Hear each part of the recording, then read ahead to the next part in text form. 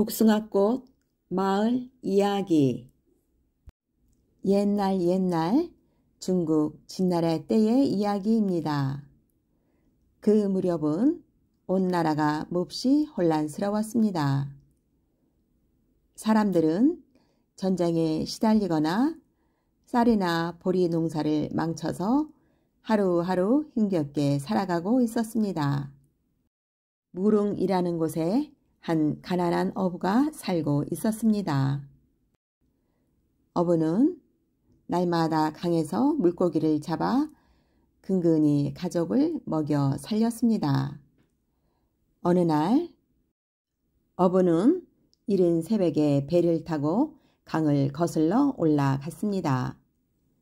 그날은 이제껏 가보지 않았던 강 위쪽까지 올라가 물고기를 가득 잡아올 생각이었습니다. 어부는 힘차게 노를 저어 자꾸 강 위쪽으로 올라갔습니다. 문득 주위를 둘러보니 그곳은 어부가 한 번도 와본 적이 없는 깊은 산속이었습니다. 여기는 대체 어디일까?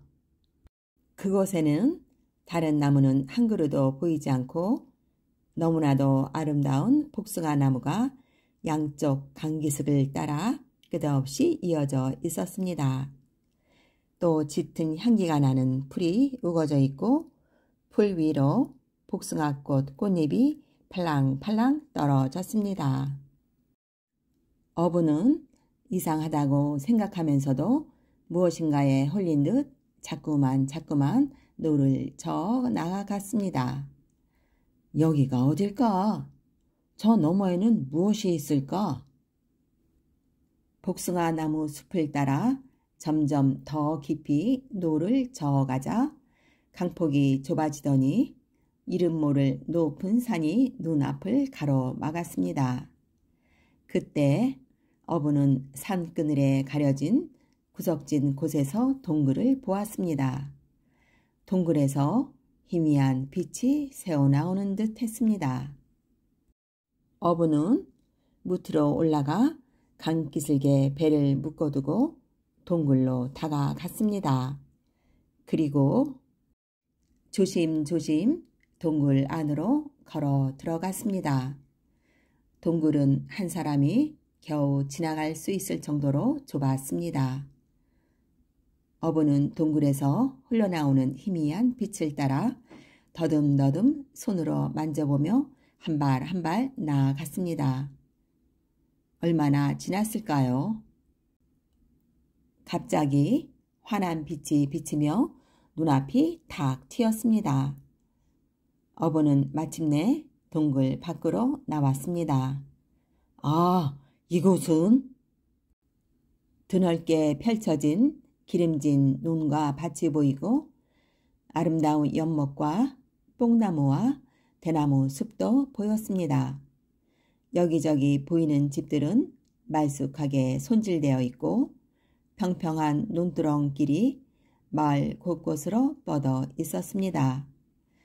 귀를 기울이니 닭 울음소리와 개 짖는 소리도 들려왔습니다. 가만히 살펴보니 길을 가는 사람도 밭일을 하는 사람도 모두 어부가 입고 있는 옷과 비슷한 옷을 입고 있었습니다. 그리고 머리가 희끗희끗한 할아버지부터 머리를 딴 어린아이까지 모두 행복해 보였습니다. 여기가 대체 어디지?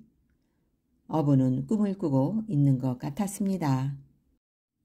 마을 사람들은 놀란 얼굴로 낯선 어부를 쳐다보았습니다. 그 가운데 한 사람이 물었습니다. 어떻게 이곳까지 오게 되었습니까?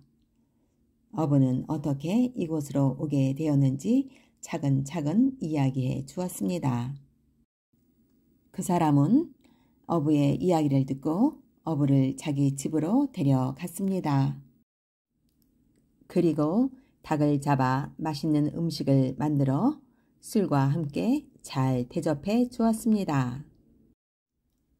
이윽고 바깥 세상에서 낯선 사람이 찾아왔다는 소문이 온 마을에 퍼져 마을 사람들이 저마다 어부를 한번 만나보려고 모여들었습니다. 그 가운데 한 사람이 마을 사람들을 대신해서 어부에게 말했습니다. 먼 옛날 시황제라는 임금님이 진나라를 세웠을 무렵에 무시무시한 전쟁이 일어났어요. 그때 우리 조상들은 전쟁을 피해 이곳으로 들어와 숨어 살기 시작했지요. 그 뒤로 우리는 몇백 년 동안 바깥 세상과 인연을 끊은 채 우리들끼리 평화롭고 사이좋게 살고 있습니다. 그래서 우리는 바깥 세상 일을 아무것도 모른답니다. 괜찮으시다면 지금 바깥 세상이 어떻게 변했는지 이야기해 주시겠습니까? 부탁드립니다. 어부는 그 옛날 시황제가 세운 진나라가 망한 뒤에 수많은 나라가 서로 싸웠고 그러다가 한 나라라는 힘센 나라가 세워졌지만 그 나라도 다시 새 나라로 나뉘었다고 이야기해 주었습니다. 그리고 지금 바깥 세상에는 또 다른 진나라가 세워졌다는 이야기까지 자세히 들려주었습니다. 마을 사람들은 어부의 이야기가 너무나 신기하고 놀라워서 잇따라 한숨을 쉬면서 귀를 기울였습니다.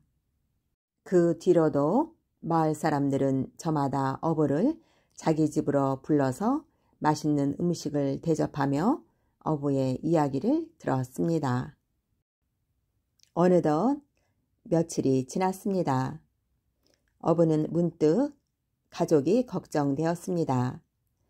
그래서 집으로 돌아가기로 마음먹고 친절한 마을 사람들에게 작별 인사를 했습니다.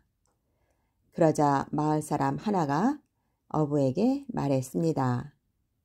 바깥 세상으로 나가면 당신이 여기에 왔던 일이나 여기서 보고 들은 이야기를 제발 아무에게도 말하지 말아십시오. 이렇게 부탁드립니다.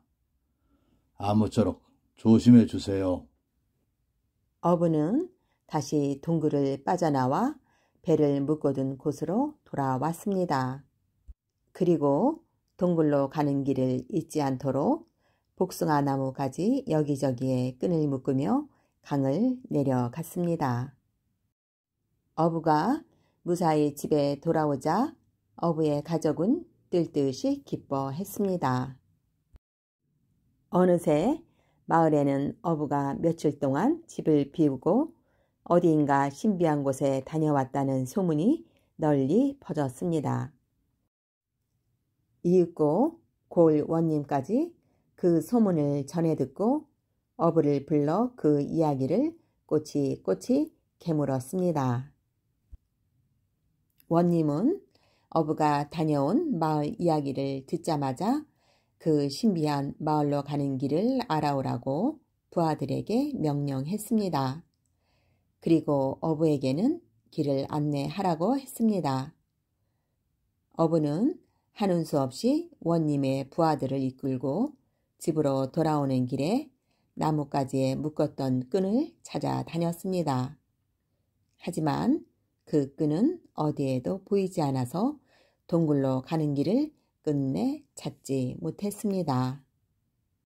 이렇게 해서 어부가 보았던 평화롭고 살기 좋은 복숭아꽃 마을 이야기는 언제부터인가 꿈 이야기처럼 사람들 입에서 입으로 전해지게 되었습니다.